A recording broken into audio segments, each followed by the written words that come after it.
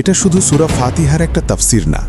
অনেক আলেম বলেছেন এটা যেন পুরো সৃষ্টি জগতের এক গোপন চাবি। কুরআন শুরু হয় ফাতিহা দিয়ে, আমাদের নামাজ শুরু হয় ফাতিহা দিয়ে, অনেক দোয়া শেষও করা হয় ফাতিহা পড়ে। এমনকি অসুস্থ মানুষের কাছে এই সূরা পড়া হয়, আর কারো ইন্তেকালের পরও মানুষ ফাতিহা তিলাওয়াত করে। শুনতে হয়তো একটু অদ্ভুত লাগতে পারে, কিন্তু এর পেছনের কারণটা সত্যিই বিস্ময়কর। বিখ্যাত আলেম ইবনে আরাবি রাহিমাহুল্লাহ এক জায়গায় বলেছেন, আমি যখনই আল্লাহর কাছে কিছু চাই, আমি শুধু সূরা ফাতিহা তিলাওয়াত করি, তারপর দেখি আমার চাওয়াটা কবুল হয়ে যায়। এখন প্রশ্ন হলো কেন? আমরা তো প্রতিদিন বহুবার এই সূরা পড়ি। ফজর থেকে ঈশা পর্যন্ত সালাতে কতবার ফাতিহা পড়া হয়, কিন্তু কখনো কি আমরা ভেবেছি এই সূরাটা এত বিশেষ কেন? কেন এই ছোট্ট সূরার ভেতরে এমন রহস্য লুকিয়ে আছে? এই ভিডিওতে আমরা চেষ্টা করব খুব সহজভাবে বোঝার আসলে সূরা ফাতিহা আমাদের কি বলছে। আমরা যে আয়াতগুলো প্রতিদিন পড়ি, সেগুলোর ভেতরে আল্লাহ আমাদের কি শিক্ষা দিচ্ছেন। এই আলোচনা আমরা করব রাসূলুল্লাহ সাল্লাল্লাহু আলাইহি ওয়াসাল্লামের সহিহ হাদিস এবং বিশ্বস্ত তাফসির গ্রন্থের আলোকে। আপনি এখন দেখছেন আমাদের কুরআনের তাফসির সিরিজ। তাই যদি চান এই সিরিজের পরবর্তী পর্বগুলো মিস না করতে, তাহলে এখনই চ্যানেলটি সাবস্ক্রাইব করুন, ভিডিওটি লাইক করুন, আর কমেন্টে লিখে জানান আপনি কোথা থেকে দেখছেন। একটা কথা ভেবে দেখুন, আমরা হয়তো এমন কোনো অন্ধকার যুগে বাস করছি না যেটাকে ইতিহাসের সবচেয়ে অন্ধকার সময় বলা হয়, কিন্তু মানুষের হৃদয়ের ভেতরের অন্ধকার কখনো কখনো সেটা অতীতের অনেক অন্ধকার সময়ের চেয়েও ভারী হয়ে যায়। একজন মানুষ কি এমন হতে পারে যে প্রতিদিন একটা লেখা বারবার পড়ছে, কিন্তু কখনো তার অর্থ জানার চেষ্টা করছে না? কেউ কি এমন হতে পারে যে সারা জীবন একটি সূরা দিনে 40 বারের মতো পড়ছে, কিন্তু কখনো ভাবছে না এর ভেতরে কি রহস্য লুকিয়ে আছে? আজ আমরা ঠিক সেই জায়গাতেই দাঁড়িয়ে আছি। অভ্যেস কখনো কখনো সত্যকে ঢেকে দেওয়ার সবচেয়ে মোটা পর্দা হয়ে যায়। ভাবুন তো, যদি কোনো মানুষ জীবনে প্রথমবার সূর্য দেখে, সে হয়তো বিস্ময়ে মাটিতে বসে পড়বে। যদি কেউ জীবনে প্রথমবার কোনো ফুলের সুগন্ধ পায়, তার চোখে হয়তো আনন্দের পানি চলে আসবে। কিন্তু আমরা প্রতিদিন এই জিনিসগুলো দেখি, তাই আমাদের কাছে এগুলো আর আশ্চর্যের কিছু মনে হয় না। সূরা ফাতিহার সাথেও ঠিক এমনটাই হয়েছে। আমরা প্রতিদিন এতবার এটা পড়ি যে এটা আর আমাদের হৃদয়কে কাঁপায় না। মনে হয় এটা তো খুব পরিচিত একটা সূরা। কিন্তু সত্য হলো, এই সূরা কোনো সাধারণ লেখা না। রাসূলুল্লাহ সাল্লাল্লাহু আলাইহি ওয়াসাল্লাম বলেছেন, আল্লাহ তাআলা তাওরাতে বা ইনজিলে ফাতিহার মতো কোনো সূরা নাজিল করেননি। এই সূরাকে বলা হয় উম্মুল কুরআন, কুরআনের মূল। আর এই সূরাকে আমার আর আমার বান্দার মাঝে 2 ভাগে ভাগ করা হয়েছে, আর আমার বান্দা যা চাইবে তাকে তা দেওয়া হবে। এর কথার মানে কি? এর মানে হলো, যখন আপনি সূরা ফাতিহা পড়েন, তখন আপনি একা পড়েন না, আপনি কথা বলেন আর আল্লাহ তার জবাব দেন। একবার ভেবে দেখুন বিষয়টা। আপনি যখন বলেন আলহামদুলিল্লাহি রাব্বিল আলামিন, তখন আল্লাহ বলেন আমার বান্দা আমার প্রশংসা করেছে। আপনি যখন বলেন আর রহমানির রহিম, আল্লাহ বলেন আমার বান্দা আমাকে মহিমান্বিত করেছে। আপনি যখন বলেন মালিকি ইয়াউমিদ্দিন, আল্লাহ বলেন আমার বান্দা আমাকে সম্মান ও মর্যাদা দিয়েছে। দেখুন, এটা শুধু তিলাওয়াত না, এটা একটা সংলাপ। সালাতের ভেতরে আপনার ঠোঁট নড়ছে, কিন্তু বাস্তবে তখন আসমান আর জমিনের মাঝে এক কথোপকথন চলছে। আর দুঃখের বিষয় হলো, আমাদের অধিকাংশ সময় আমরা এই ব্যাপারটা টেরই পাই না। হাদিসে এসেছে, ইবলিস 4 বার খুব কষ্টে চিৎকার করেছে। প্রথমবার যখন তাকে লানাত করা হলো, দ্বিতীয়বার যখন তাকে জান্নাত থেকে বের করে দেওয়া হলো, তৃতীয়বার যখন পৃথিবীতে একজন নবী পাঠানো হলো, আর চতুর্থবার যখন সূরা ফাতিহা নাজিল হলো। কেন ফাতিহা? একটা চাবির কথা ভাবুন। চাবিটা হয়তো মাত্র 20 গ্রামের ওজন, কিন্তু সেটা এমন একটা লোহার দরজা খুলে দেয় যার ওজন 200 কেজি। সূরা ফাতিহা ঠিক তেমনই। এটা ছোট, কিন্তু এটা পুরো মহাবিশ্বের দরজা খুলে দেয়। এই সূরার ফজিলত নিয়ে অসংখ্য বর্ণনা আছে। রাসূলুল্লাহ সাল্লাল্লাহু আলাইহি ওয়াসাল্লাম বলেছেন, যে ব্যক্তি সূরা ফাতিহা তিলাওয়াত করে না, তার নামাজই নেই। অর্থাৎ নামাজের স্তম্ভের মধ্যেও এই সূরা একটি স্তম্ভ। আর আমরা জানি সালাত হলো দ্বীনের স্তম্ভ। তাহলে ভাবুন, দ্বীনের স্তম্ভেরও যে ভিত, সেটাই হলো সূরা ফাতিহা। একদিন রাসূলুল্লাহ সাল্লাল্লাহু আলাইহি ওয়াসাল্লাম একজন সাহাবীকে বললেন, তুমি মসজিদ থেকে বের হওয়ার আগে আমি তোমাকে কোরআনের সবচেয়ে মহান সূরাটি শেখাবো। এই কথা শুনে সাহাবী আবু সাঈদ ইবনে মুআল্লা রাদিয়াল্লাহু আনহু খুব উত্তেজিত হয়ে অপেক্ষা করতে লাগলেন। আজান হলো, নামাজ পড়া হলো। তারপর নবী সাল্লাল্লাহু আলাইহি ওয়াসাল্লাম মসজিদ থেকে বের হওয়ার জন্য দাঁড়ালেন। সাহাবী দ্রুত এগিয়ে গিয়ে বললেন, ইয়া রাসূলুল্লাহ, আপনি তো বলেছিলেন আমাকে কোরআনের সবচেয়ে মহান সূরা শেখাবেন, আমি অপেক্ষা করছি। তখন নবী সাল্লাল্লাহু আলাইহি ওয়াসাল্লাম তার দিকে ফিরে বললেন, সেই সূরাটি হল সূরা ফাতিহা। এরপর তিনি সূরা ফাতিহা তিলাওয়াত করলেন। সাহাবীরা হয়তো একটু অবাকই হয়েছিলেন, কারণ কোরআন শুরু হয় না কোনো আদেশ দিয়ে, শুরু হয় না কোনো নিষেধ দিয়ে, শুরু হয় না কোনো শাস্তির হুমকি দিয়েও। কোরআন শুরু হয় প্রশংসা দিয়ে। আলহামদুলিল্লাহি রাব্বিল আলামিন, সব প্রশংসা আল্লাহ জন্য, যিনি সমস্ত জগতের রব। এই বাক্যটা শুধু একটা ধন্যবাদ না, এটা যেন পুরো অস্তিত্বের দিক নির্দেশনা ঠিক করে দেওয়া একটি ঘোষণা। হামদ শব্দটা শুধু ধন্যবাদ বোঝায় না। আমরা অনেক সময় বলি শুকর, যার মানে হলো কেউ আপনাকে কোনো নেয়ামত দিল, তাই আপনি কৃতজ্ঞতা প্রকাশ করলেন। কিন্তু হামদের পরিধি অনেক বড়। হামদ মানে হলো আল্লাহ প্রতি সম্পূর্ণ প্রশংসা, তার সত্তা, তার গুণাবলী, তার কাজ আর তার প্রতিটি ফয়সালার জন্য প্রশংসা।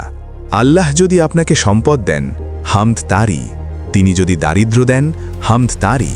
তিনি যদি সুস্থতা দেন, হামদ তারই। তিনি যদি অসুস্থতা দেন, তবুও হামদ তারই। কারণ হামদ শুধু নেয়ামতের জন্য না, হামদ করা হয় আল্লাহর হিকমতের জন্য। তাই যখন আপনি বলেন আলহামদুলিল্লাহ, তখন আসলে আপনি বলছেন, হে আমার রব, আপনার যে ফয়সালাই আসুক, আমি তার প্রতি সন্তুষ্ট। আপনি যাই করেন তার প্রতিটাই প্রশংসার যোগ্য। এটা কোনো সাধারণ কথা না, এটা আসলে তাকদীরের সাথে নিজের মনকে শান্ত করে নেওয়ার একটি শিক্ষা। একটু ভেবে দেখুন, একজন মানুষ কি সত্যিই প্রতিটি অবস্থায় আলহামদুলিল্লাহ বলতে পারে? যখন তার চাকরি চলে যায়, যখন প্রিয় মানুষটি দুনিয়া ছেড়ে চলে যায়, যখন সে অসুস্থ হয়ে পড়ে। মুখে বলা সহজ আলহামদুলিল্লাহ, কিন্তু অন্তর দিয়ে বলা সেটাই আসল কঠিন।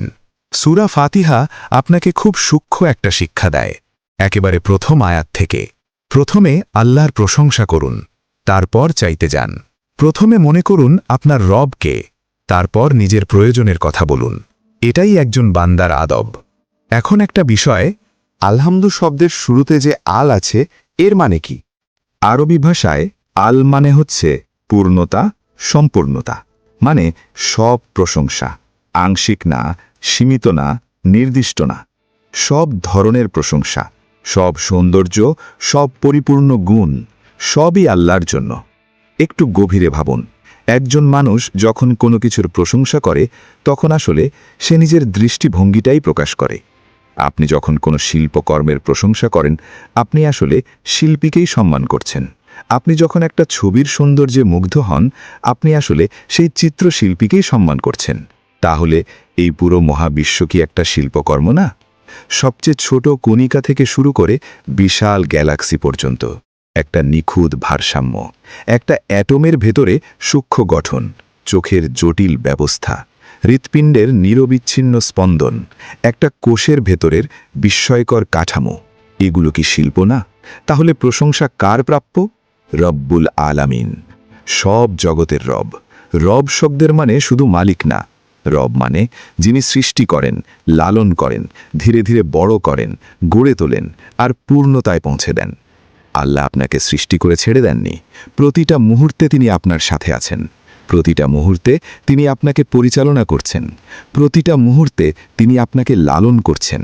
যিনি আপনাকে জন্মের আগেই পরিকল্পনা করেছেন, মায়ের গর্ভে আপনাকে আকার দিয়েছেন, শিশু হিসেবে আপনাকে বড় করেছেন, আজ আপনাকে নিঃশ্বাস নিতে দিচ্ছেন, তিনিই আপনার রব। এখন আলামিন শব্দটার দিকে তাকান। আলাম মানে হলো নিদর্শন, এমন কিছু যা অন্য কিছুর দিকে ইঙ্গিত করে। এই পুরো মহাবিশ্বের প্রতিটা জিনিস আল্লাহর দিকে ইশারা করে। একটা ফুল আল্লাহর দিকে ইশারা করে, একটা তারা আল্লাহর দিকে ইশারা করে, একটা মানুষের চেহারা আল্লাহর দিকে ইশারা করে, একটা শিশুর হাসি আল্লাহর দিকে ইশারা করে। তখন আপনি যখন বলেন রব্বিল আলামিন, তখন আপনি বলছেন, হে আমার রব, আপনি দৃশ্যমান আর অদৃশ্য সব জগতের রব। অদৃশ্য জগৎ, ফেরেশতাদের জগৎ, জিনের জগৎ, কবরের জগৎ, বারজাখের জগৎ, আখিরাতের জগৎ, সব কিছু। এই দুনিয়া দিয়েই সব শেষ না। আর আপনি সালাতে দাঁড়িয়ে সেই রবের সাথে কথা বলছেন, যিনি এই অসীম সব জগতের মালিক। এখন একটু নিজের দিকে তাকান। আপনি প্রতিদিন হয়তো 40 বার বলেন আলহামদুলিল্লাহি রাব্বিল আলামিন, কিন্তু কখনো কি নিজেকে জিজ্ঞেস করেছেন আমি কেন আল্লাহর প্রশংসা করছি? এটা কি স্বাভাবিক একজন মানুষ ইবাদত করতে করতে তার পা ফুলে যায়? রাসূলুল্লাহ সাল্লাল্লাহু আলাইহি ওয়াসাল্লাম রাতের নামাজে এত দীর্ঘ সময় দাঁড়িয়ে থাকতেন যে তার পা ফুলে যেত। তখন তাকে জিজ্ঞেস করা হলো, আপনার তো আগের আর পরের সব গুনাহ মাফ করে দেওয়া হয়েছে, তাহলে আপনি এত ইবাদত করেন কেন? তিনি উত্তরে বললেন, আমি কি আমার রবের একজন কৃতজ্ঞ বান্দা হব না? এই উত্তরের ভেতরেই হামদের রহস্য লুকিয়ে আছে। তার ইবাদত কোনো বোঝা ছিল না, এটা ছিল কৃতজ্ঞতা। কিন্তু আমরা কি করি? আমরা নিয়ামতগুলোকে খুব সাধারণ মনে করি। আমাদের চোখ আছে, কিন্তু আমরা ভাবি না দেখা কত বড় একটা নিয়ামত। আমাদের কান আছে, কিন্তু শোনা অর্থটা আমরা অনুভব করি না। আমাদের হৃৎপিণ্ড চলছে, কিন্তু মনে রাখি না প্রতিটা স্পন্দন আল্লাহর অনুমতিতে। অভ্যাস আমাদের ওপর একটা পর্দা ফেলে দিয়েছে। যদি কেউ জীবনে প্রথমবার কাউকে কথা বলতে দেখত, সে অবাক হয়ে যেত। কিন্তু আমরা প্রতিদিন কথা বলি, তাই মনে হয় এটা স্বাভাবিক। হামদ সেই পর্দা ছেড়ে ফেলে। হামদ আপনাকে মনে করিয়ে দেয় এগুলো সাধারণ কিছু না।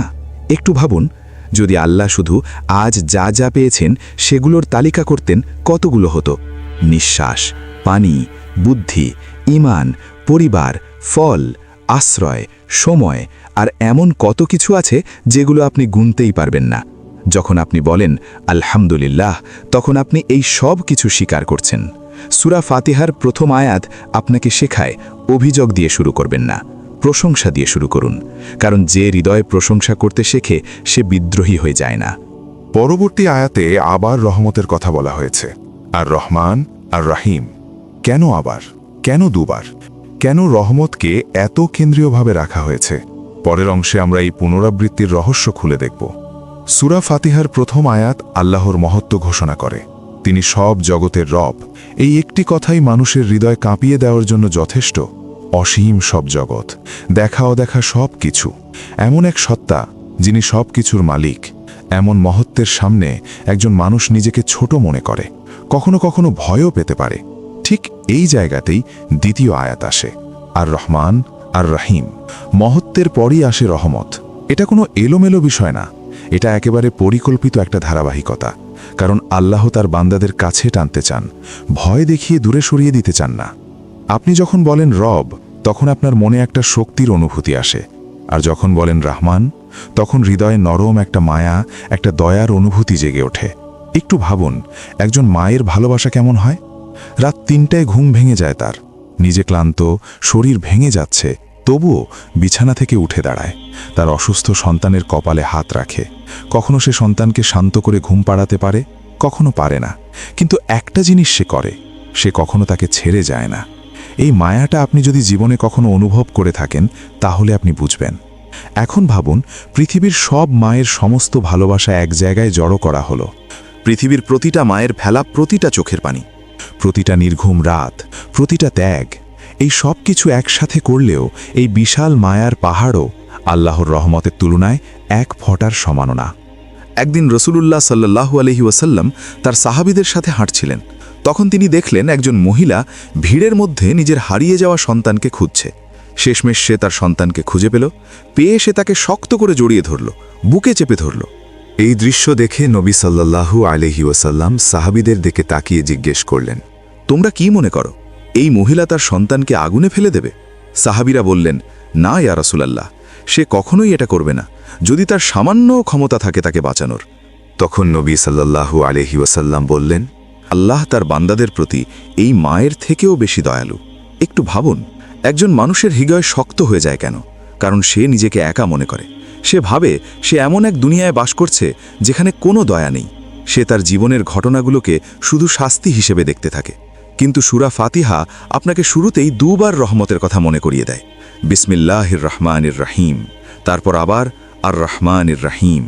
এই পুনরাবৃত্তির ভেতরেও একটা রহস্য আছে। আল্লাহ যখন বলেন তিনি সব জগতের রব, তারপরেই মনে করিয়ে দেন, ভুলে যেও না আমি রহমান, আমি রাহিম। মহত্বের সাথে রহমতকে একসাথে রাখা হয়েছে। যদি শুধু মহত্ব থাকত, মানুষ হতাশ হয়ে যেত। আর যদি শুধু রহমত থাকত, মানুষ দায়িত্ব ভুলে যেত।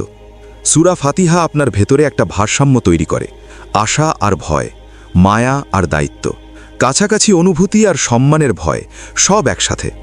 এখন নিজের জীবনের দিকে একটু তাকান।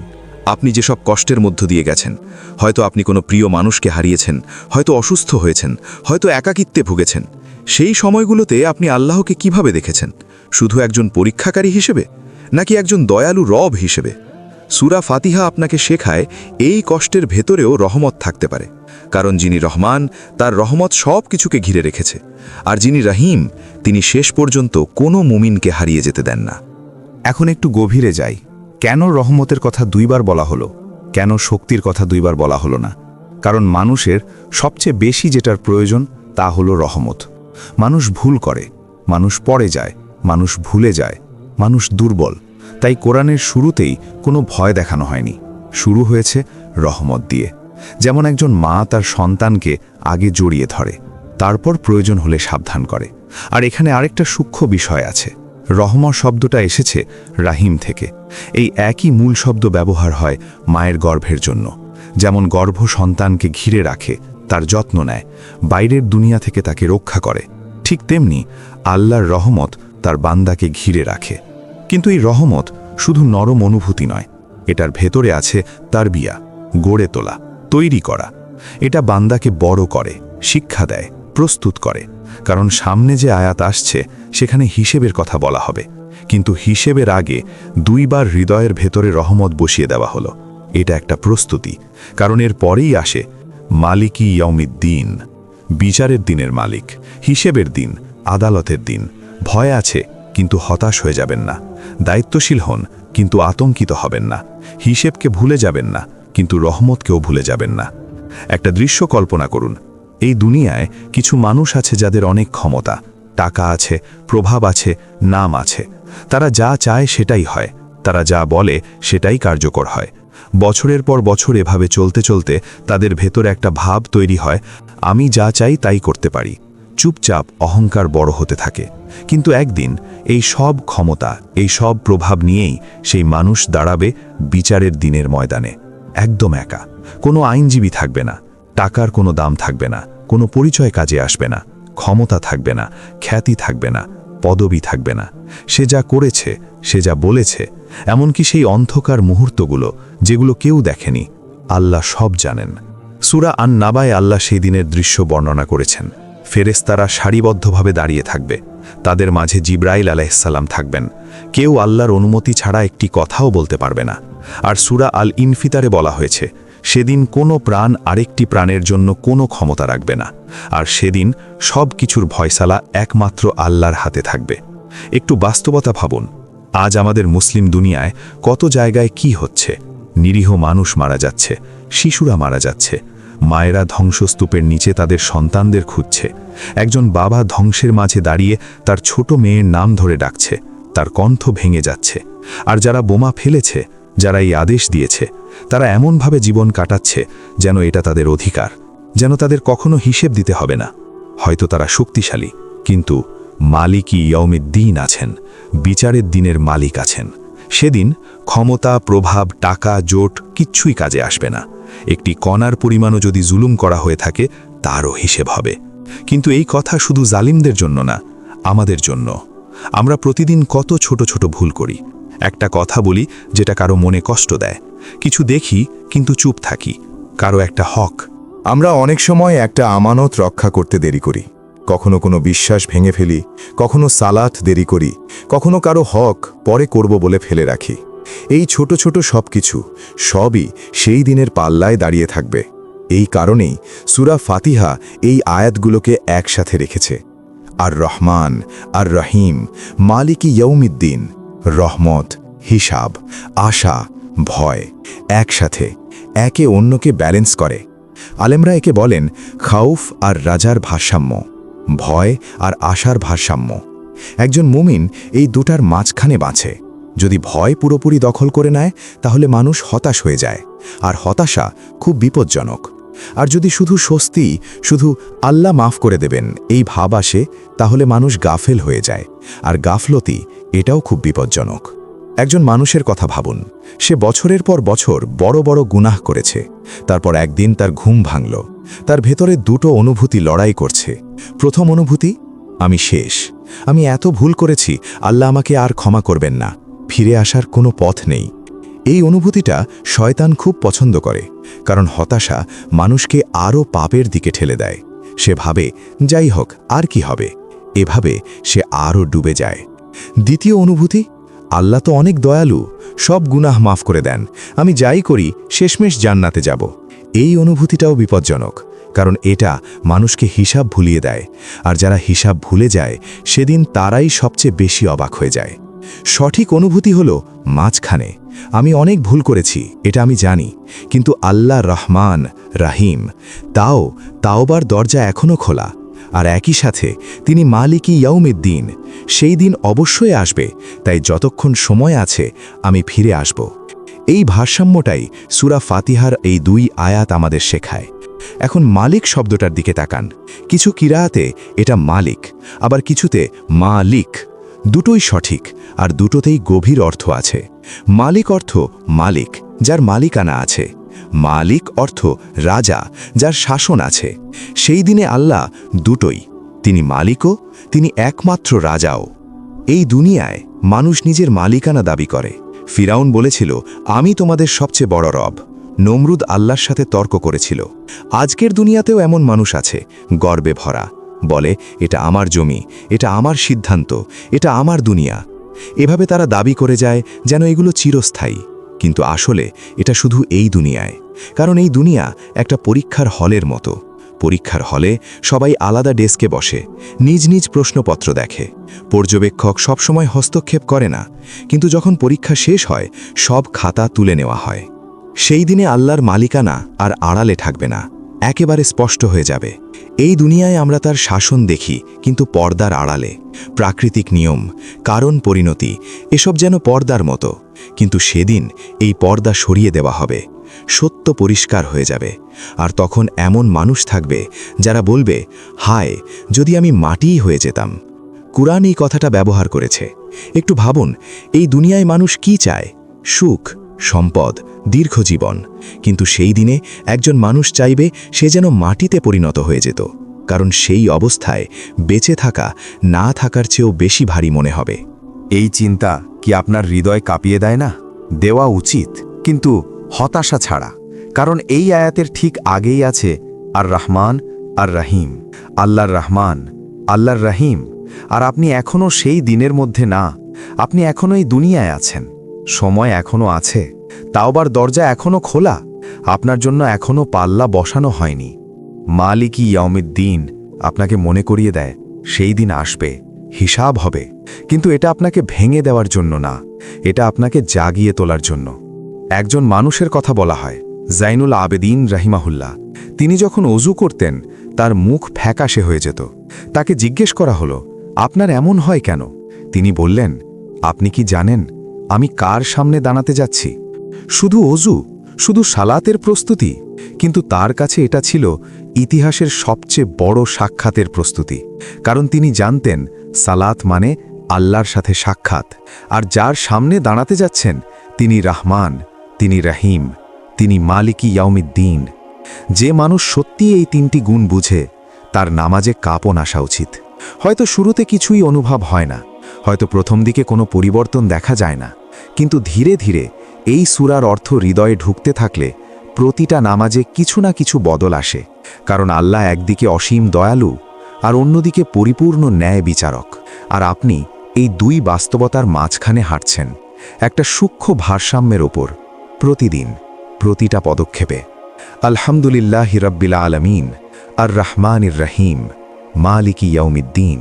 প্রশংসা, রহমত, হিসাব, এই 3টে একসাথে মিলে একজন মানুষের জন্য সবচেয়ে শক্ত অবস্থান তৈরি করে। না হতাশ, না গাফেল, বরং কৃতজ্ঞ, নিরাপদ আর সচেতন। এখন এই 3টি গুণ শিখে একজন বান্দা হিসেবে আপনি আল্লাহর সামনে দাঁড়ালেন। আপনি তার মহত্ব চিনলেন, তার রহমত বুঝলেন, হিসাবের দিনকে মনে রাখলেন। এখন বলার সময় এসেছে, সত্যিকারভাবে বলার সময়। প্রথম 3 আয়াতে আমরা আল্লাহর কথা বলেছি, সব প্রশংসা তার জন্য, সব রহমত তার পক্ষ থেকে, হিসাবের মালিকানাও তার। কিন্তু এখন এক বড় পরিবর্তন আসে। এখন আর তৃতীয় কেউ কথা বলছে না, এখন আর তিনিই বলা হচ্ছে না, এখন শুরু হচ্ছে সরাসরি সম্বোধন। ইয়াকা নাবুদু ওয়া ইয়াকা নাস্তাঈন। আমরা শুধু আপনারই ইবাদত করি আর শুধু আপনার কাছেই সাহায্য চাই। এই আয়াতটাই সূরা ফাতিহার হৃদয়। এতক্ষণ আপনি আল্লাহকে চিনলেন, এখন সময় এসেছে নিজের অবস্থান ঠিক করার। একটু খেয়াল করুন, আরবি ভাষায় সাধারণভাবে বাক্যটা হতে পারত না'বুদুকা, অর্থাৎ আমরা আপনার ইবাদত করি, কিন্তু এখানে বাক্যটার ধরন বদলে দেওয়া হয়েছে। ইয়াকা না'বুদু। এখানে এই পরিবর্তনটা খুব গুরুত্বপূর্ণ। এর মানে হলো জোর দিয়ে বলা, শুধু আপনাকেই, অন্য কাউকে নয়। এটা শুধু একটা বাক্য না, এটা একটা ঘোষণা, এটা ঈমানের ভাষা, এটা আলাদা হয়ে দাঁড়ানোর কথা। তাওহীদের শিখর এখানে এসেই স্পষ্ট হয়ে যায়। কারণ মানুষের সবচেয়ে বড় বিচ্যুতি হল ইবাদতকে ভাগ করে ফেলা। কেউ টাকার জন্য বাঁচে, কেউ মানুষের প্রশংসার জন্য কাজ করে, কেউ নিজের নফসের ইচ্ছার সামনে মাথা নত করে। এসবও এক ধরনের দাসত্ব। সূরা ফাতিহা আপনাকে বলে, আপনি হয় আল্লাহর বান্দা, না হয় অন্য কিছুর দাস। মাঝামাঝি কোনো জায়গা নেই। এখন নিজেকে জিজ্ঞেস করুন, আপনি আসলে কাকে সেবা করছেন? আপনি যখন সকালে ঘুম থেকে ওঠেন, আপনাকে কে চালায়? কে আপনার সিদ্ধান্ত নেয়? কে আপনার জীবনকে গাইড করে? আপনার সবচেয়ে বড় ভয় কি? আপনি সবচেয়ে বেশি কাকে খুশি করার চেষ্টা করেন? যদি একজন মানুষ আল্লাহর চেয়ে মানুষকে বেশি ভয় করে, আল্লাহর চেয়ে টাকার ওপর বেশি ভরসা করে, আল্লাহর চেয়ে নিজের প্রবৃত্তির কাছে বেশি নত হয়, তাহলে বুঝতে হবে তার তাওহীদে আঘাত লেগেছে। ইয়াকা না'বুদু হলো পরিশুদ্ধি। এই বাক্যটা মানুষের ভেতরের মূর্তিগুলো পরিষ্কার করে দেয়, ভেতরের লুকানো উপাস্যগুলোকে সরিয়ে দেয়। আর আরেকটা বিষয় খেয়াল করুন, এখানে বলা হয়নি আমি ইবাদত করি, বলা হয়েছে আমরা ইবাদত করি, অর্থাৎ না'বুদু। এটা একক না, বহুবচন। এখানে উম্মার অনুভূতি আছে। আপনি যদি সালাতে একা দাঁড়িয়েও থাকেন, তবু আপনি একা কথা বলছেন না, আপনি সব মুমিনের সাথে একসাথে কথা বলছেন। এই আয়াত আপনাকে মনে করিয়ে দেয় আপনি একা নন। তারপর বলা হচ্ছে ওয়া ইয়াকা নাস্তাঈন, আর শুধু আপনার কাছেই আমরা সাহায্য চাই। ইবাদত আর সাহায্য দুটোকে পাশাপাশি রাখা হয়েছে কেন? কারণ মানুষ শুধু ইবাদতকারী সত্তা না, মানুষ একই সাথে অভাবীও। ইবাদত বলে দেয় আপনার গন্তব্য কোন দিকে, আর সাহায্য চাওয়া স্বীকার করে আপনি দুর্বল। এই আয়াত আপনাকে শেখায় আপনি আল্লাহর ইবাদতের অঙ্গীকার করছেন, কিন্তু একই সাথে এটাও স্বীকার করছেন আপনি একা এটা করতে পারবেন না। এখানে গভীর বিনয় আছে। যখন একজন মানুষ বলে আমি নিজেই পারব, তখন সে পড়ে যায়। আর যখন বলে হে আল্লাহ আমি আপনার সাহায্য চাই, তখন সে সুরক্ষিত হয়। এই আয়াত অহংকার ভেঙে দেয়, কারণ সাহায্য চাওয়া মানে নিজের দুর্বলতা মেনে নেওয়া। এখন একটু ভেবে দেখুন, আপনি যখন নামাজে এই আয়াত পড়েন, তখন কি সত্যিই সাহায্য চান, নাকি শুধু শব্দগুলো উচ্চারণ করেন? যখন আপনি বলেন শুধু আপনার কাছেই আমরা সাহায্য চাই, তখন আপনি আসলে বলছেন হে আমার রব, আমার নফসের বিরুদ্ধে আপনার সাহায্য চাই, শয়তানের বিরুদ্ধে আপনার সাহায্য চাই, এই দুনিয়ার ফিতনার বিরুদ্ধে আপনার সাহায্য চাই, আপনার ইবাদত ঠিকভাবে করার জন্য আমি আপনার সাহায্য চাই। এই আয়াতটা বান্দা আর আল্লাহর মাঝে সবচেয়ে সৎ স্বীকারোক্তিগুলোর একটি। আমি আপনার ইবাদত করতে চাই, কিন্তু আমি একা পারি না। আর এখানে আরেকটা সূক্ষ্ম রহস্য আছে। সাহায্য চাওয়ার আগে ইবাদতের কথা কেন এলো? কারণ সাহায্য চাইতে হলে আগে দিক ঠিক করতে হয়। আপনি মুখ ঘুরিয়ে আল্লাহর দিকে না ফিরলে সত্যিকারের সাহায্য কিভাবে চাইবেন? তাই আগে বলা হলো শুধু আপনারই ইবাদত করি, তারপর বলা হলো শুধু আপনার কাছেই সাহায্য চাই। এটা একটা অঙ্গীকার। এই আয়াত সূরা ফাতিহার ঠিক মাঝখানে দাঁড়িয়ে আছে, 7 আয়াতের একেবারে কেন্দ্রে। মনে হয় যেন পুরো সূরাটা এই জায়গাটার দিকে এগিয়ে এসেছে। হামদ, রহমত, হিসাব আর তার ফল বান্দেগি। আপনি কি লক্ষ্য করেছেন? সূরা ফাতিহার প্রথম অংশে আল্লাহর পরিচয় এসেছে, দ্বিতীয় অংশে এসেছে বান্দার প্রার্থনা, আর এই আয়াত দুটোর মাঝখানে দাঁড়িয়ে আছে। এজন্যই হাদিসে বলা হয়েছে আমি নামাজকে আমার আর আমার বান্দার মাঝে 2 ভাগে ভাগ করেছি, প্রথম অংশ আল্লাহর জন্য, দ্বিতীয় অংশ বান্দার জন্য। আর এই আয়াত হলো সেই বদলের স্থান, সেই মোড়। এখন শুরু হচ্ছে দোয়া। বান্দেগির ঘোষণা দেয়া হয়েছে, সাহায্যও চাওয়া হয়েছে। এখন চাওয়া হবে দিক নির্দেশনা। ইহদিনাস সিরাতাল মুস্তাকিম, আমাদের সরল পথ দেখান। কিন্তু প্রশ্ন হলো, আমরা হিদায়াত কেন চাইছি? আমরা কি আগে থেকেই মুসলিম নই? আমরা কি ইতিমধ্যে সালাতে দাঁড়িয়ে নেই? এই দোয়ার গভীরতা আমরা পরের অংশে খুলে দেখব। এতক্ষণে বান্দেগির ঘোষণা করা হয়েছে, শুধু আপনারই ইবাদত করি। অভাব স্বীকার করা হয়েছে, শুধু আপনার কাছেই সাহায্য চাই। আর এখন শুরু হচ্ছে দোয়া। এই বাক্যটা মানুষের সবচেয়ে গভীর প্রয়োজনকে প্রকাশ করে। একটু খেয়াল করুন, আমরা হিদায়েত চাইছি, কিন্তু আমরা তো আগেই মুসলিম, আমরা তো আগেই নামাজে আছি, আমরা তো আগেই সূরা ফাতিহা পড়ছি। তাহলে আমরা আবারও কেন বলছি আমাদের সরল পথ দেখান? কারণ হিদায়েত এমন কোনো সনদ না যেটা একবার পেলেই সব শেষ। হিদায়েত একটা চলমান প্রক্রিয়া। একজন মানুষ সঠিক পথে থাকতে পারে, কিন্তু সেই পথে টিকে থাকার জন্য প্রতিটি মুহূর্তে তার সাহায্য দরকার। কারণ পথ পিছলি হতে পারে, পথ অন্ধকার হতে পারে, পথ বিভ্রান্তিকর হতে পারে। এই কারণেই আমরা বলি, ইহদিনা, আমাদের হিদায়াত দিন। এক বচন না, আবারও বহু বচন। আমরা বলি না আমাকে হিদায়াত দিন, আমরা বলি আমাদের হিদায়াত দিন। এটা শুধু ব্যক্তিগত দোয়া না, এটা পুরো উম্মার দোয়া, একটা সম্মিলিত আরজি। এখন সিরাত শব্দটার দিকে তাকান। সিরাত মানে সরল পথ, কিন্তু যে কোনো সরল পথ না। এটা এমন একটা পথ যেটা পরিষ্কার, প্রশস্ত, কিন্তু পিছলিন নয়। এটা এমন একটা পথ যেটা স্পষ্ট কিন্তু বিভ্রান্ত করে না।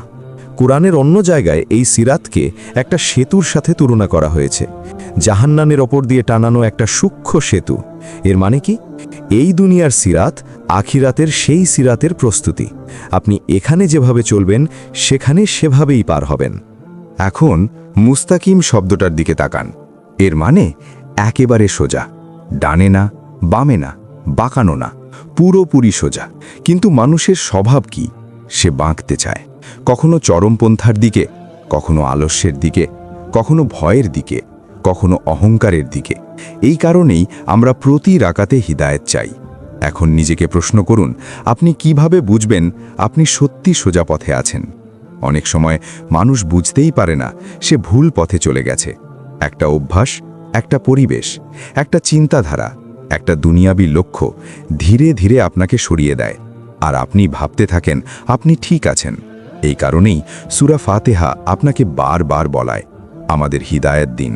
এটা বিনয়, কারণ আপনি নিজের ওপর পুরো ভরসা করছেন না, নিজের বোধশক্তির ওপর অন্ধ বিশ্বাস করছেন না, নিজের দিক নির্দেশনার উপর নির্ভর করছেন না, আপনি আল্লাহর ওপর ভরসা করছেন।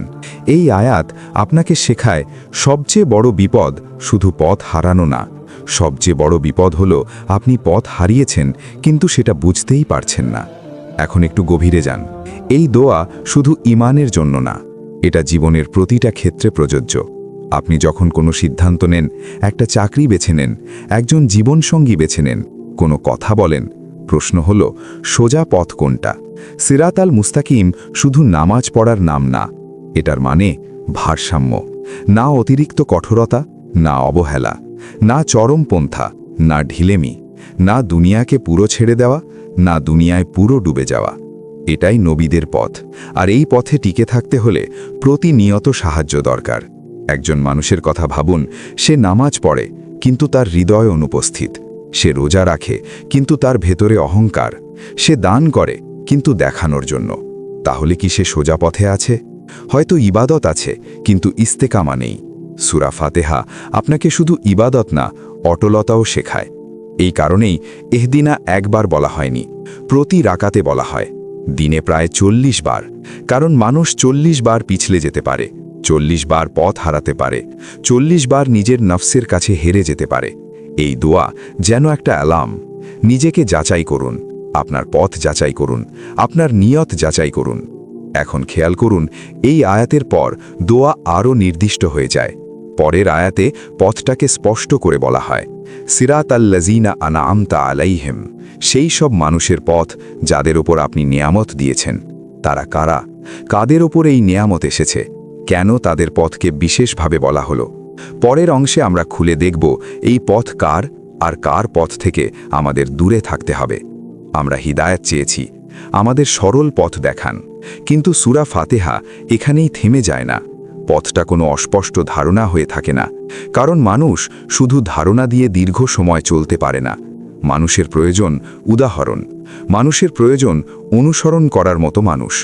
এই কারণেই দোয়া চলতে থাকে, সিরাত আল্লাযীনা আনআমতা আলাইহিম, অর্থাৎ সিরাত আল মুস্তাকিম কোনো ফাঁকা রাস্তা নয়। এটা এমন একটা পথ যেখানে বাস্তব মানুষ হেঁটে গেছে। এটা এমন একটা পথ যেটার উপর বাস্তব মানুষের পায়ের ছাপ রয়েছে। এখন প্রশ্ন হলো, এই নিয়ামতপ্রাপ্ত মানুষগুলো কারা? কোরআনের আরেক জায়গায় এর ব্যাখ্যা এসছে। আল্লাহ বলেন, যারা আল্লাহ এবং তার রসুলের আনুগত্য করে তারা থাকবে তাদের সাথে যাদের ওপর আল্লাহ নেয়ামত দান করেছেন। তারা কারা? নবীগণ, সিদ্দিকীন যারা পুরোপুরি সত্যবাদী আন্তরিক, শহীদগণ যারা সত্যের জন্য নিজের জীবন পর্যন্ত দিয়েছে, আর নেককার বান্দারা। এটা শুধু একটা তালিকা না, এটা একটা চরিত্রের মানচিত্র। নবীদের পথ ওহির প্রতি পূর্ণ আনুগত্য, সিদ্দিকদের পথ সত্য আর বিশ্বস্ততা, শহীদদের পথ ত্যাগ, নেককারদের পথ অটল থাকা। প্রতিটি রাকাতে আপনি বলছেন, হে আমার রব, আমাকে সেই পথের উপর রাখুন যে পথে এই মানুষগুলো হেঁটেছে। এটা খুব বড় একটা দোয়া, কারণ এই পথটা সহজ না। এই পথে ত্যাগ আছে, এই পথে ধৈর্য আছে, এই পথে একাকিত্বও থাকতে পারে। এখন নিজেকে জিজ্ঞেস করুন, আপনি কি সত্যিই এই পথ চান, নাকি শুধু মুখে বলছেন? যাদের ওপর নেয়ামত দেওয়া হয়েছে তাদের পথ কখনোই জনপ্রিয় পথ না। এটা সব সময় ভিড়ের পথ না। অনেক সময় এই পথে চললে মানুষ আপনাকে ভুল বুঝবে, আপনাকে আলাদা করে দেবে। আপনি হয়তো কিছু হারাবেনও, কিন্তু শেষ পর্যন্ত আপনিই সত্যিকারের বিজয়ী হবেন। সূরা ফাতিহা আপনাকে একটা বড় শিক্ষা দেয়। সোজা পথ মানে সংখ্যাগরিষ্ঠের পথ না। সোজা পথ মানে যাদের ওপর আল্লাহ নেয়ামত দিয়েছেন তাদের পথ। এখানে একটা খুব সূক্ষ্ম বিষয় আছে, খেয়াল করুন।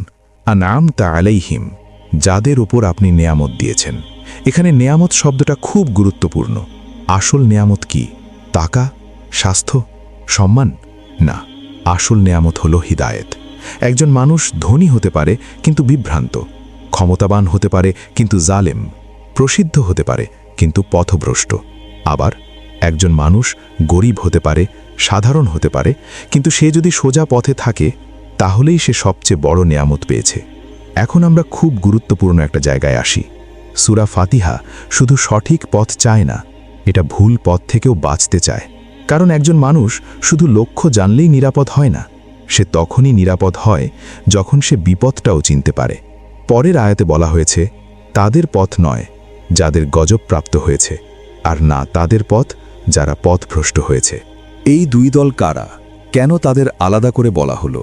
কেন সোজা পথকে এই দুই বিপদের মাঝখানে রাখা হলো? পরের অংশে আমরা এই দুই বিপদ খুলে দেখব। পথ বর্ণনা করা হয়েছে যাদের ওপর আপনি নেয়ামত দিয়েছেন তাদের পথ। কিন্তু সূরা ফাতিহা শুধু ভালোটা বলে থেমে যায় না, কারণ শুধু ভালো জানলেই মানুষ নিরাপদ থাকে না, খারাপটাও চিনতে হয়। এই কারণেই দোয়া শেষ হয় এভাবে, গায়রিল মাগদুবি আলাইহিম ওয়ালাদ-দাল্লিন, অর্থাৎ তাদের পথ নয় যাদের গজব প্রাপ্ত হয়েছে, আর না তাদের পথ যারা পথভ্রষ্ট হয়েছে। দুইটা দল, দুইটা চরম অবস্থা, দুইটা বড় বিপদ, আর সিরাতাল মুস্তাকিম দাঁড়িয়ে আছে এই দুটার মাঝখানে। এখন এই দুইটা বিষয় একটু খুলে দেখি। প্রথম দল, আল মাগদুবি আলাইহিম, যাদের উপর গজব নাজিল হয়েছে। এরা কারা? এরা হলো যারা জানে কিন্তু আমল করে না, যারা সত্য চেনে কিন্তু সেটা মানে না, যারা জানে কোনটা ঠিক কিন্তু ইচ্ছা করে উল্টোটা করে। তাদের কাছে জ্ঞান আছে কিন্তু আনুগত্য নেই, বুদ্ধি আছে কিন্তু মান্যতা নেই। এটাই সবচেয়ে বিপজ্জনক বিচ্যুতি, কারণ এটা অজ্ঞতা না, এটা জানার পরও অমান্য করা। এটা অজ্ঞতার কারণে না, এটা সচেতনভাবে মুখ ফিরিয়ে নেওয়া। একজন মানুষের কথা ভাবুন, সে জানে কোনটা সঠিক, তবুও নিজের লাভের জন্য সে উল্টোটা করে। সে সত্য জানে কিন্তু নিজের নফসের ইচ্ছার পেছনে চলে। এই মনোভাবই আল্লাহর গজব ডেকে আনে। এখানে গজব মানে কোনো হঠাৎ রাগ না, এটা আল্লাহর ন্যায় বিচারের ফল। জানার পরও পথভ্রষ্ট হওয়া, এই দিকটা হচ্ছে শুষ্ক জ্ঞানের চরম রূপ। এখানে হৃদয় নেই, আনুগত্য নেই, বিনয় নেই, শুধু দাবি আছে। এখন দ্বিতীয় দল, আদ-দাল্লিন, যারা পথ হারিয়েছে। এরা কিভাবে পথ হারায়? অজ্ঞতার কারণে। হয়তো তারা সত্য খুঁজছে কিন্তু সঠিক দিক নির্দেশনা নেই, হয়তো তাদের নিয়ত ভালো কিন্তু জ্ঞান নেই। তারা অনুভূতির পেছনে চলে কিন্তু ওহির ভিত্তি নেই। এই দিকে আবেগ আছে কিন্তু জ্ঞান নেই। সত্যিকারের ইচ্ছা থাকতে পারে কিন্তু সঠিক মাপকাঠি নেই। এটাও খুব বিপজ্জনক, কারণ শুধু ভালো নিয়ত মানুষকে বাঁচাতে পারে না। সিরাতাল মুস্তাকিম হল এই দুই চরম অবস্থার মাঝের ভারসাম্য। জ্ঞান যোগ আনুগত্য, বোঝা যোগ তাকওয়া, বুদ্ধি যোগ ওহি। সূরা ফাতিহা আপনাকে শেখায় শুধু জানা যথেষ্ট নয়, শুধু অনুভব করাও যথেষ্ট নয়। আপনাকে সত্য জানতে হবে, আর সেই সত্যের সামনে নিজেকে সমর্পণ করতে হবে। এখন নিজেকে প্রশ্ন করুন, আপনি কোন বিপদের দিকে বেশি ঝুঁকে আছেন? জানেন কিন্তু মানেন না, নাকি বিশ্বাস করেন কিন্তু জ্ঞান নেই? একজন মানুষ কোরআন মুখস্থ করতে পারে, কিন্তু তার চরিত্র দুর্বল হতে পারে। আরেকজন খুব আবেগপ্রবণ হতে পারে, কিন্তু ওহির থেকে দূরে থাকতে পারে। এই দুটার কোনোটাই সোজা পথ নয়। প্রতি রাকাতে সূরা ফাতিহা আপনাকে এই ভারসাম্য গড়ে তুলতে শেখায়। আপনি যেন বলেন, হে আমার রব, আমাকে এমন বানাবেন না যে জ্ঞান পেয়ে অহংকারী হয়ে যায়, আর এমনও না যে অজ্ঞতাকে নির্দোষ মনে করে। এই আয়াত একটা সতর্ক বার্তাও, কারণ মানুষ ধীরে ধীরে পথ হারাতে পারে। শুরুর দিকে সে সঠিক পথে থাকতে পারে, কিন্তু যদি জ্ঞান বাড়ার সাথে সাথে অহংকারও বাড়ে, তাহলে সে গজবের দিকে চলে যায়। আবার কেউ হয়তো শুরুতে খুব উৎসাহী, কিন্তু যদি সে জ্ঞান অর্জন না করে, তাহলে সে পথভ্রষ্ট হয়ে যায়। এই কারণেই এই দোয়া বারবার বলা হয়, প্রতি রাকাতে, দিনে প্রায় 40 বার, কারণ প্রতিদিনই মানুষ এই দুই চরম অবস্থার দিকে সরে যেতে পারে। সূরা ফাতিহা শুধু আগের জাতিদের গল্প নয়, এটা আপনার ভেতরের দুইটা প্রবণতার কথা বলছে। আপনার ভেতরের অহংকার, আপনার ভেতরের অজ্ঞতা, আপনার ভেতরের জেদ, আপনার ভেতরের অস্থিরতা। সিরাতুল মুস্তাকিম শুধু বাইরের একটা রাস্তা নয়, এটা ভেতরের একটা ভারসাম্য। আর এই দোয়া আপনাকে শেখায়, সোজা পথ মানে এই দুই চরম অবস্থা থেকে দূরে থাকা। এখন সূরা ফাতিহা সম্পূর্ণ হল। এটা শুরু হয়েছিল হামদ দিয়ে, রহমত দিয়ে নরম হয়েছিল, হিসাবের কথা বলে গুরুত্ব তৈরি করেছিল, বান্দাগির ঘোষণা এসেছিল, হিদায়েত চাওয়া হয়েছিল, বাস্তব উদাহরণ দিয়ে পরিষ্কার করা হয়েছিল, আর সতর্কবার্তা দিয়ে ভারসাম্য আনা হয়েছিল। আপনি এই সূরা দিনে প্রায় 40 বার পড়েন। এখন প্রশ্ন হলো, এই 7টা আয়াত, এগুলো কি সত্যি আপনার জীবন বদলে দিতে পারে? পরের অংশে আমরা পুরো সূরা ফাতিহাকে একসাথে ধরব আর এই প্রশ্নের উত্তর খুঁজব। যদি একজন মানুষ সত্যি সূরা ফাতিহা বোঝে, তার জীবনে কি পরিবর্তন আসতে পারে? মাত্র 7টা আয়াত, কিন্তু এই 7টা দরজা একজন মানুষের পুরো জীবনকে নতুন করে গড়ে দিতে পারে।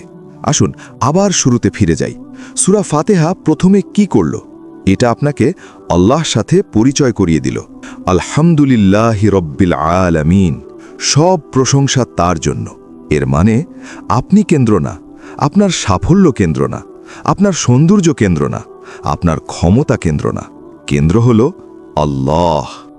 এই একটা বাক্যই অহংকার ভেঙে দেয়। তারপর আর রহমানির রহিম, এটা আপনাকে রহমত দেখালো। অর্থাৎ শুধু ভয় নিয়ে আল্লাহর কাছে আসবেন না, রহমত নিয়েও আসবেন। আপনার জীবনের সব কিছু শাস্তি না, কিছু হয় শিক্ষা, কিছু হয় পরিশুদ্ধি, কিছু হয় উন্নতি। এই আয়াত হতাশা ভেঙে দেয়। তারপর মালিকি ইয়াউমিদ্দিন, এটা আপনাকে হিসাবের কথা মনে করিয়ে দিল। একটা দিন আছে, সেই দিনের একজন মালিক আছেন। আপনি যা করেছেন তা হারিয়ে যায়নি, আপনি যা বলেছেন তা ভুলে যাওয়া হয়নি, আপনার নিয়ত লিপিবদ্ধ আছে। এই আয়াত গাফলতি ভেঙে দেয়। তারপর ইয়াকা না'বুদু ওয়া ইয়াকা নাস্তাঈন, আপনাকে কথা বলতে শিখালো। বান্দাগির ঘোষণা, অসহায়ত্বের স্বীকারোক্তি। এই আয়াত শিরকের চিহ্নগুলো পরিষ্কার করে দেয়। কারণ একজন মানুষ হয় আল্লাহর বান্দা, না হয় অন্য কিছুর দাস। মাঝখানে কোনো জায়গা নেই। তারপর সূরা ফাতিহা আপনাকে দোয়া করতে শিখালো। এই দোয়া আপনার আত্মবিশ্বাসের মুখোশ খুলে দেয়। কারণ মানুষ ভাবে সে পথ জানে, কিন্তু সে যে কোনো মুহূর্তে পিছলে যেতে পারে। তারপর আপনাকে উদাহরণ দেওয়া হলো, আসল নেয়ামত কি তা দেখানো হলো। টাকা না, পদবি না, খ্যাতি না, আসল নেয়ামত হলো হিদায়াত। শেষে আপনাকে সতর্ক করা হলো, এমন হবেন না যারা জেনে অহংকারী হয়ে গেছে, এমনও হবেন না যারা অজ্ঞতায় ভেসে গেছে। এই ভারসাম্যটা রক্ষা করুন। এই হলো সূরা ফাতিহা। এখন একটা প্রশ্ন করি, যদি একজন মানুষ সত্যি এই সূরাটা বোঝে, তার জীবনে কি পরিবর্তন আসবে? অভিযোগ কমে যাবে, হামদ বেড়ে যাবে, ভয় কমে যাবে, ভরসা বেড়ে যাবে, গাফলতি কমে যাবে, দায়িত্ববোধ বেড়ে যাবে, অহংকার কমে যাবে, বিনয় বেড়ে যাবে, পথ হারানো কমে যাবে, অটলতা বেড়ে যাবে। সূরা ফাতিহা শুধু তিলাওয়াত না, এটা আপনার ভেতরে একটা সচেতনতা তৈরি করে, একটা ভেতরের গঠন তৈরি করে। আর একটা বিষয় খেয়াল করুন, সালাতের গ্রহণযোগ্যতা নির্ভর করে সূরা ফাতিহার উপর। রাসূলুল্লাহ সাল্লাল্লাহু আলাইহি ওয়াসাল্লাম বলেছেন, যে ব্যক্তি সূরা ফাতিহা পড়ে না, তার সালাতই নেই। কেন? কারণ সূরা ফাতিহা হল সালাতের আত্মা। সালাত শুধু শরীরের নড়াচড়া না, এটা সচেতনতা। সূরা ফাতিহা ছাড়া সালাত একটা দেহ, কিন্তু আত্মা নেই। হাদিসে বলা হয়েছে, আমি সালাতকে আমার আর আমার বান্দার মাঝে 2 ভাগে ভাগ করেছি। অর্থাৎ প্রতিটি রাকাতে সূরা ফাতিহা হল আল্লাহ আর বান্দার মাঝে একটা কথোপকথন। প্রতিদিন প্রায় 40 বার। এখন নিজেকে সৎভাবে জিজ্ঞেস করুন, আপনি কি সত্যি এই কথোপকথন করেছেন, নাকি শুধু শব্দগুলো পড়েছেন? যদি আজ থেকে প্রতিটি রাকাতে আপনি এই অনুভূতি নিয়ে পড়েন, আমি আল্লাহর প্রশংসা করছি, আমি তার রহমত স্মরণ করছি, আমি হিসাবের দিনের কথা ভাবছি, আমি বান্দাগির ঘোষণা দিচ্ছি, আমি সাহায্য চাইছি, আমি দিক নির্দেশনা চাইছি, আমি পথভ্রষ্টতা থেকে বাঁচতে চাইছি, তাহলে আপনার সালাত বদলে যাবে। আর যখন সালাত বদলায়, জীবনও বদলে যায়। কারণ সালাত আপনাকে দিনে 5 বার নতুন করে ঠিক করে দেয়। সূরা ফাতিহা আপনাকে দিনে 40 বার সোজা করে দেয়। সিরাত আল মুস্তাকিম আপনাকে দিনে 40 বার মনে করিয়ে দেওয়া হয়। আর একটা শেষ সত্য, সূরা ফাতিহা ছোট না, শুধু ছোট মনে হয়। একটা চাবি ছোট, কিন্তু সেটা দরজা খুলে দেয়। এই 7টা আয়াত ছোট, কিন্তু এর ভেতরে পুরো কোরআনের সারাংশ আছে। এই কারণেই একে বলা হয় উম্মুল কুরআন, কোরআনের মা। দরজা খুলে দেওয়া হয়েছে। এখন প্রশ্ন, আপনি কি শুধু শুনে চলে যাবেন, নাকি আপনার পরের সালাতে আপনি প্রথমবারের মতো সত্যিকারের সূরা ফাতিহা পড়বেন? একটা দৃশ্য কল্পনা করুন, অসীম অন্ধকার, কোনো আলো নেই, কোনো শব্দ নেই, কোনো নড়াচড়া নেই, সময় নেই, স্থান নেই, শুধু সম্পূর্ণ নীরবতা। এটা সেই মুহূর্ত যখন সৃষ্টি শুরুই হয়নি, যখন অস্তিত্বের শুরু হয়নি, যখন না থাকাকেও এখনো কোনো নাম দেওয়া হয়নি। তারপর একটা সিদ্ধান্ত, সৃষ্টি করার সিদ্ধান্ত। আর সেই সিদ্ধান্তের সাথে সাথে এই মহাবিশ্বের প্রথম গতি শুরু হলো। বিজ্ঞানীরা একে বলেন বিগ ব্যাং, কিন্তু এই নামটা শুধু বাইরের ঘটনাটা বোঝায়, ভেতরের সত্যটা না। কারণ ভেতরে আছে একটা ইচ্ছা, একটা পরিকল্পনা, অসীম ভালোবাসা, অসীম রহমত। আর সেই রহমতের প্রতিধ্বনি শোনা যায় এই বাক্যে, বিসমিল্লাহির রহমানির রহিম। এই মহাবিশ্ব শুরু হয়েছে বিসমিল্লাহ দিয়ে, বিচারের দিনও শুরু হবে বিসমিল্লাহ দিয়ে, জন্নতের দরজাও খুলবে বিসমিল্লাহ দিয়ে। আর যখন মুমিনরা জন্নতে প্রবেশ করবে, তারা প্রথমে যে জিনিসটার মুখোমুখি হবে তা হলো আল্লাহর রহমত, আর রহমান আর রহিম, অসীম দয়ার সাথে তাদের স্বাগত জানানো হবে। এই বিষয়টা বুঝতে হলে আমাদের এই 3টে শব্দ এক এক করে বুঝতে হবে, কারণ প্রতিটা শব্দের ভেতর একটা আলাদা জগৎ লুকিয়ে আছে। বিসমিল্লাহ, এটা সেই দরজা যেটা এই বোঝাপড়ার শুরু করে। বিসমিল্লাহ বলার মানে কি? এর মানে, আমি এই মহাবিশ্বকে এমনভাবে দেখি যেটা নামের মালিকের অধীনে। আমি প্রতিটা জিনিসের পেছনে একটা ইচ্ছা দেখি, একটা নাম দেখি, একটা প্রকাশ দেখি, একটা পাথরের ভেতরেও, পানির প্রবাহের ভেতরেও, একটা ঝড়ের রাগের মধ্যেও। সব কিছুর পেছনে আল্লাহর ছাপ দেখি। এখন আমরা আসি সেই নামের দিকে, সব নামের মধ্যে শ্রেষ্ঠ নাম, যে নামের ভেতরে সব নাম একত্রিত হয়, আল্লাহ। এই শব্দটাকে আসলে কোনো ভাষায় পুরোপুরি অনুবাদ করা যায় না। আপনি ইংরাজিতে বলেন গড, কিন্তু সেটাও পুরোটা বোঝায় না, কারণ অন্য শব্দগুলো শুধু একটা সাধারণ ধারণা দেয়। কিন্তু আল্লাহ নামের ভেতরে আছে একটা সম্পূর্ণ অনন্য অদ্বিতীয় পরিচয়। এটা এমন এক নাম যা শুধু তার জন্যই। এই নামের ভেতরে কি আছে? সব কিছু। একটি সত্তা যিনি সব ধরনের ত্রুটি থেকে মুক্ত, যিনি পরিপূর্ণ গুণে গুণান্বিত, যার কোনো বিপরীত নেই, তার সমান কিছু নেই, কোনো অংশীদার নেই। তিনি সেই কেন্দ্র যার দিকে সব সৃষ্টি অর্থ খুঁজে পায়, আর একই সাথে তিনি সব কিছুর আড়ালে, কারণ তার অস্তিত্ব এত প্রবল, এত তীব্র যে আমরা তাকে পুরোপুরি ধরতে পারি না। আমরা সূর্যের দিকে তাকাতে পারি না, কারণ আলো খুব বেশি। তেমনি আমরা সাধারণ চোখে আল্লাহকে দেখতে পারি না, কারণ আমাদের চোখ তার নূর সহ্য করতে পারে না। আল্লাহর প্রিয় বান্দারা বহু বছর ধরে একটা দোয়া করে আসছেন, হে সেই সত্তা যিনি নিজের প্রকাশের তীব্রতায় আড়াল হয়ে আছেন, হে সেই সত্তা যিনি নিজের নূরের পরিপূর্ণতায় গোপন। আমরা আল্লাহকে দেখি না, কারণ তিনি খুব স্পষ্ট। আমরা তাকে পুরোপুরি বুঝতে পারি না, কারণ তিনি আমাদের বোঝার সীমার বাইরে। আর এই না বুঝতে পারাটা কোনো দুর্বলতা না, বরং এই না বুঝতে পারা এক ধরনের বুঝে ফেলা। যে মানুষ সত্যিকারের আল্লাহ বলে, তার কাছে দুনিয়াটা বদলে যায়। কারণ আল্লাহ বলা মানে সব কিছুকে তার সঠিক জায়গায় বসানো। সূর্য তার জায়গায়, তারা তাদের জায়গায়, মানুষ তার জায়গায়, আর আপনি আপনার জায়গায়। তারপর আসে দুইটা নাম, একটার পর একটা একসাথে, রহমান, রহিম। দুটোই রহমা থেকে এসেছে, কিন্তু এদের মাঝে সূক্ষ্ম গভীর একটা পার্থক্য আছে। রহমান অসীম সর্বব্যাপী রহমত, এই দুনিয়ায়, এই মুহূর্তে, এই নিঃশ্বাসে, সবার জন্য। মুমিন, কাফির, ভালো মানুষ, খারাপ মানুষ, সবাই এর মধ্যে আছে। সূর্য সবার জন্য ওঠে, বৃষ্টি সবার জন্য পড়ে, বাতাস সবার ফুসফুসে ঢোকে। এটাই রহমানের প্রকাশ। কেউ এটা অর্জন করে না, কেউ এর যোগ্যতা নিয়ে আসে না। এটা শুধু আল্লাহর দানের কারণে প্রবাহিত হয়।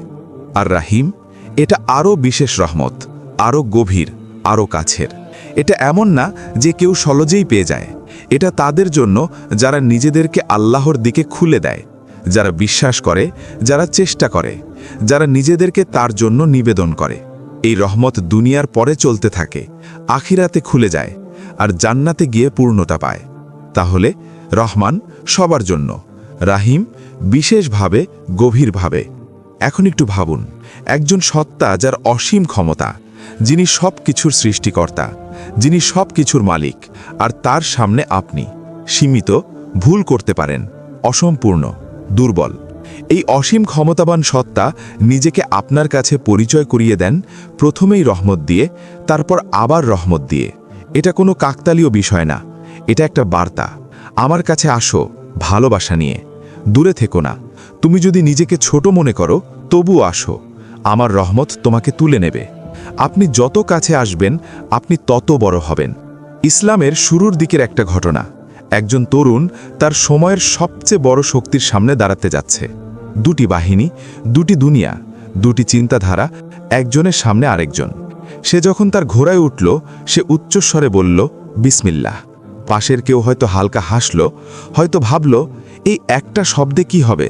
কিন্তু সেই তরুণ জানত, এই শব্দ শুধু যুদ্ধের ডাক না, এটা একটা ঘোষণা, নিজের সীমাবদ্ধতা স্বীকার করা আর অসীমের উপর ভরসা করা। এই একটা বাক্যের সাথে সাথে তার ভয় চলে গেল, তার দ্বিধা চলে গেল। যা থাকলো শুধু এগিয়ে যাওয়া, শুধু সামনে হাঁটা। বিসমিল্লাহ ভয়কে শেষ করে দেয়, কারণ ভয় জন্মায় এই চিন্তা থেকে, আমি একা কি করব। বিসমিল্লাহ এই প্রশ্নটাই মুছে দেয়, আপনি আর একা না, তাই সমস্যা আর আগের মতো থাকে না। এই শক্তিশালী শুরু দিয়েই সূরা ফাতিহা শুরু হয়, বিসমিল্লাহ, রহমতের ঘোষণা দিয়ে, একটা দরজা খুলে দিয়ে। আর এই দরজা পার হওয়ার পর আপনার সামনে যা আসে, সেটা কোনো সাধারণ দোয়া নয়, এটা যেন পুরো মহাবিশ্বের এক সংবিধান। আপনি যদি এই ভিডিওটি পছন্দ করে থাকেন, তাহলে চ্যানেলটি সাবস্ক্রাইব করুন। আপনি দেখছেন ইসলামের নির্দেশনা। ভিডিওটি লাইক করুন, কমেন্টে লিখুন আপনি কোথা থেকে দেখছেন, আর আপনার বন্ধু ও পরিবারের সাথে শেয়ার করুন। আপনাদের সহায়তায় আমরা লক্ষ লক্ষ নিঃসঙ্গ হৃদয়ে পৌঁছাতে পারছি। আল্লাহ আপনাদের সবাইকে উত্তম প্রতিদান দেন। আমিন। পরবর্তী ভিডিওতে আবার দেখা হবে।